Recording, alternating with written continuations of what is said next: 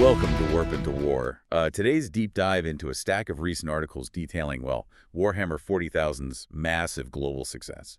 Yeah, and it's really looking at how the hobby completely transforms depending on where you actually live in the world. Right. Okay, let's unpack this because I'm looking at the 2024-2025 record financials, and the numbers are they're staggering. They hit a historic £262.8 million profit. Which is just wild. Yeah, and like 565 million in core sales.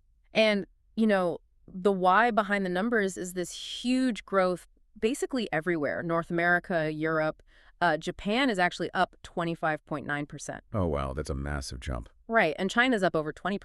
Yeah, and I think a lot of that comes from, like, mass media hits. You look at the Space Marine 2 video game or Amazon Secret Level, they basically act like massive digital recruitment posters driving this boom. Exactly. And to meet all that demand, they're literally building Factory 4 in England right now, and they plan to open about 35 new stores next year, including their first one ever in South Korea. Okay, so record sales mean millions of new plastic miniatures, right?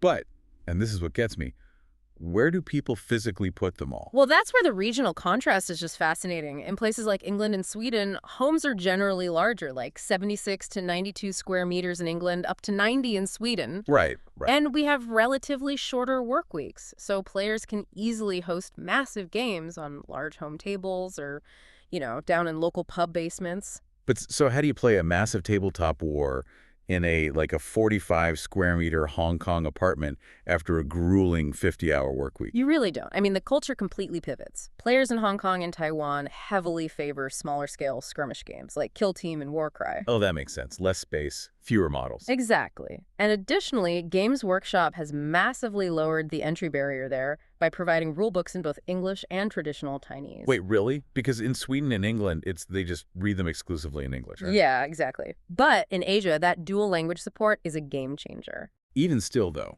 cramped housing means you need somewhere to play, which makes local shops. The articles mentioned DMZ Hobby Store, The Circle, Monster Geek, and Fun Atelier in Hong Kong, or Trinity Hobby in Taiwan.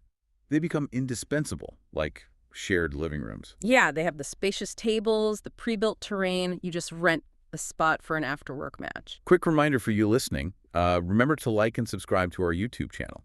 So because these stores serve as the absolute center of the community, they also have to act as the ultimate arenas, right? They absolutely do. Official global events rarely visit Asia, so the local stores really step up to fill that void. Yeah, the sources had some incredibly vivid examples, like The Circle running this massive narrative Aurelian Sector campaign where the players' results actually changed the story. Right, and Taiwan having weekly scheduled tournaments. And since the big Golden Demon painting competition doesn't really go there, they host heavyweight local equivalents, like Fun Atelier's FA Demon 2026, or the Open Comps at the Taipei Game Show. Which makes perfect sense when you think about it. Painting is a detailed, solitary activity that just requires a tiny desk. It fits a cramped lifestyle with long work hours perfectly. That is so true. Well, we're going to wrap it up there. Thank you so much for listening. It's just incredibly interesting to see how the hobby looks so wildly different across the globe. It really is. And I'll leave you with a final thought to mull over. If extreme physical space constraints in Asian cities forge world-class miniature painters, how might your own physical environment be secretly dictating the specific skills you choose to master?